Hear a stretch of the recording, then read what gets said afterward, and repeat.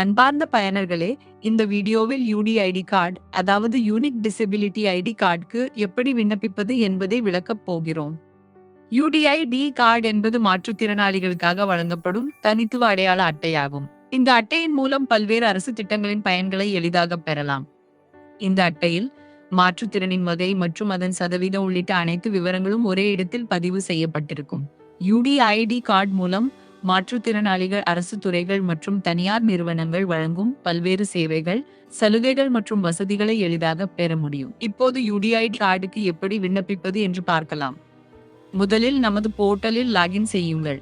அதன் பிறகு print services என்பதை கிளிக் செய்யுங்கள். அடுத்து யூடிஐடி சர்வீசஸ் என்பதை கிளிக் செய்து யூடிஐடி கார்டு நியூ அப்ளை என்பதை தேர்வு செய்யுங்கள். இப்போது விண்ணப்ப படிவத்தை நிரப்ப வேண்டும். அப்ளிகண்ட் நேம் என்ற இடத்தில் விண்ணப்பதாரரின் முழு பெயரை உள்ளிடுங்கள். அதன் பிறகு விண்ணப்பதாரரின் மொபைல் எண் மற்றும் ஆதார் எண்ணை உள்ளிடுங்கள். பின்னர் விண்ணப்பதாரரின் மாநிலத்தை தேர்வு செய்யுங்கள். Relationship between applicant and co applicant என்ற இடத்தில் விண்ணப்பதாரருக்கும் துணை விண்ணப்பதாரருக்கும் உள்ள உறவுமுறையை தேர்வு செய்யுங்கள் அல்லது உள்ளிடுங்கள்.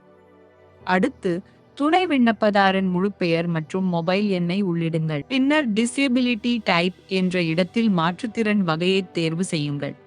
டிசேபிலிட்டி டியூ டு என்ற இடத்தில் மாற்றுத்திறன் ஏற்பட்டதற்கான காரணத்தை தேர்வு செய்யுங்கள். மாற்றுத்திறன் பிறவியிலிருந்தே இருந்தால் எஸ் என்பதை தேர்வு செய்யுங்கள். இல்லையெனில் நோ என்பதை தேர்வு செய்யுங்கள்.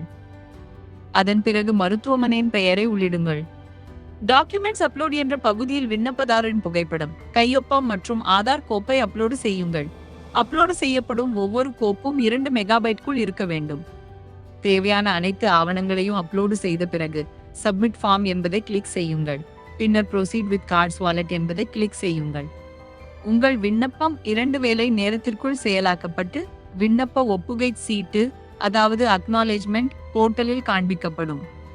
இந்த வீடியோவை பார்த்ததற்கு நன்றி.